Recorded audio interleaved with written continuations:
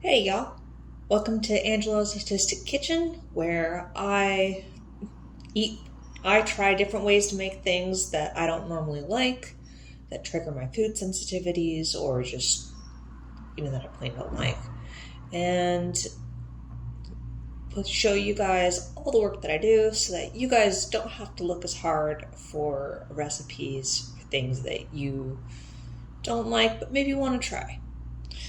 Uh, there comes a time when you are an adult and working through the food in your fridge and you realize that you just really don't have much of a desire to do anything, or maybe you have a whole bunch of stuff that you want to eat through, so it's just time to make a dinner out of that stuff. And that's kind of what I'm doing today.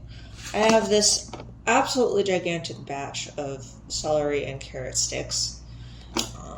Because I am keto, I can't just eat however many I want. Carrots do have some carbs to them. Celery, not so much.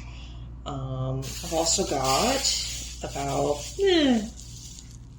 maybe half of a red onion over here. And a little teensy little summer squash. Look at him. Look at how cute he is. So I'm just going to chop all these up and turn them into a medley that I can then season and throw inside of the oven with a chicken breast. So that's what I'm going to do today.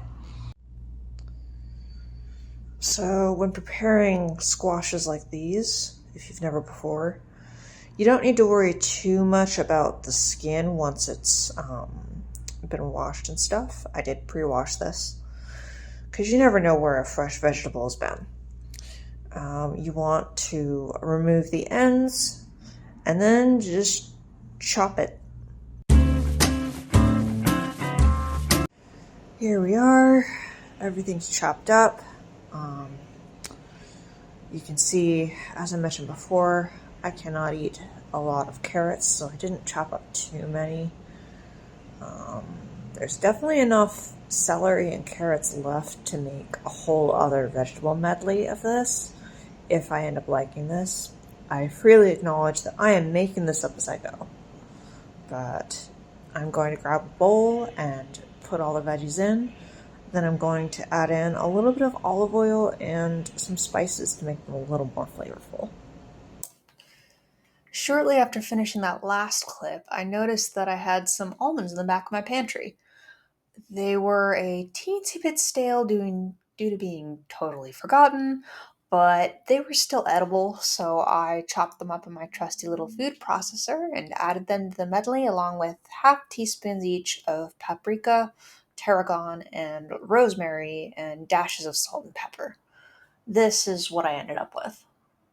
Now that I've mixed that all up, I have placed it on the baking pan with the chicken. If you saw my previous video, you might think this is favorite chicken, but it is not. I seasoned it with salt and pepper and a little bit of herbes de Provence. Provence being a specific state in France. I'm not sure if I'm pronouncing that correctly, but if you look, you can sometimes find an herb blend called herbes de Provence with lavender in it, and that ends up being really good. I have done my best to lay the veggies out fairly thinly on this pan because I want to make sure that they will all cook at the same time as the chicken, so I don't have to leave the veggies in longer. The oven is set to 350. I'm just gonna throw it all in for 20 minutes and see what happens. I'm kind of curious to see how this turns out.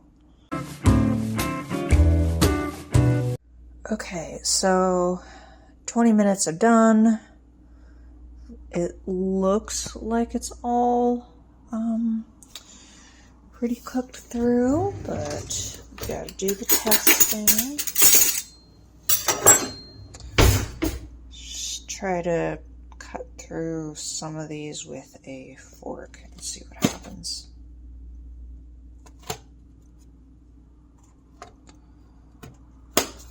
Okay.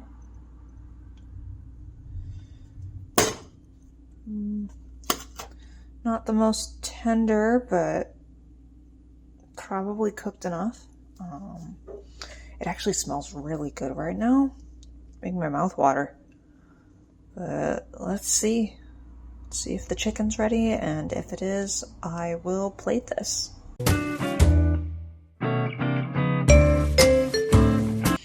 Okay, so I have plated this. Let's try the veggies and see how they are.